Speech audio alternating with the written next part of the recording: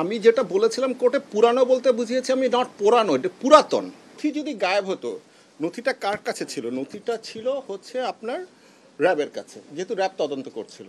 So এখানে DB officer তো ওখানে ইয়েতে না, এটা ডিবিও একসময় তদন্ত করছিল, র্যাবও তদন্ত করছিল। সো ডিবিও করছিল, র্যাবও করছিল।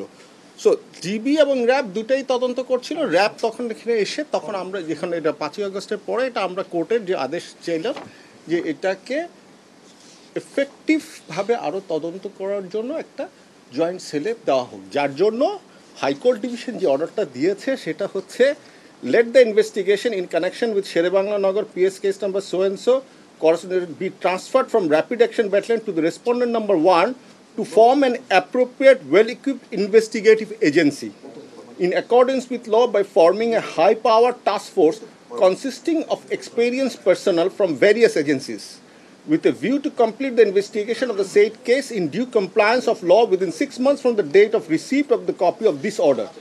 এটা ছিল 30 তারিখের অর্ডার, 30/9/2024। তো ইনভেস্টিগেটিভ এজেন্সিতে যে অর্ডারটা দিল, সেই অর্ডারটা দেওয়ার পরে এটা তো ইনভেস্টিগেটিভ এজেন্সি কাজ করছে, সেখানে সবাই মিলেই কাজ করছে, পুলিশ র্যাব সবাই মিলেই কাজ করছে, পিবিআই এটা তত্ত্বাবধানে করছে। এবং এই করতে গিয়ে ওনারা একটা রিপোর্টও, প্রিলিমিনারি রিপোর্ট, অগ্রগতি প্রতিবেদনও ওনারা প্রিপেয়ার করেছেন। এই মামলাটা 12 বছরের পুরনো, 12 সালের ঘটনা, 11-12 সালের ঘটনা, 12 বছরের পুরনো জিনিস এটা। তো এই 14, তো এটা অনেক পুরানা একটা ঘটনা। তো এটা তদন্ত করতে যে এখানে অনেক আইও চেঞ্জ হয়েছে, অনেক অফিসার চেঞ্জ হয়েছে, অনেকে এই ইনভেস্টিগেশন চলছে, বিভিন্ন পর্যায়ে হয়েছে, একবার ডিবি, একবার র্যাব, তারপর এখন পিবিআইতে এসছে। সো এইটাতে এই পুরাতন মামলা, এই পুরানো, আমি যেটা বলেছিলাম কোর্টে পুরানো বলতে বুঝিয়েছি আমি নট পুরানো, এটা পুরাতন। পুরাতন মামলা, এটাতে এটা ইনভেস্টিগেশন করতে একটু সময় লাগবে, কারণ এখন এই অনেক অফিসারকে জায়গায় ট্রান্সফার হয়ে গেছে, অনেকে হয়তো বা চাকরিতে নেই, এটা ইয়েতে আছে, তো তাদের সাথে কথা বলতে হচ্ছে, তখনকার জিনিস বের করতে হচ্ছে, দেখতে হচ্ছে, অনেক কিছু করতে হচ্ছে, সেই জন্য এটা সময়ের দরকার ছিল।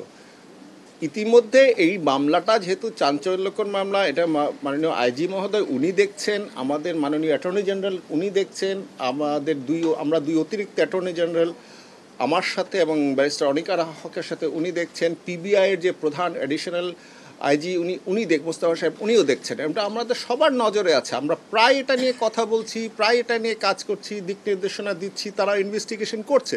তো এটা তো সময় লাগবে, ইনভেস্টিগেশনটা তো এক রাত্রের মধ্যে সম্ভব হবে না।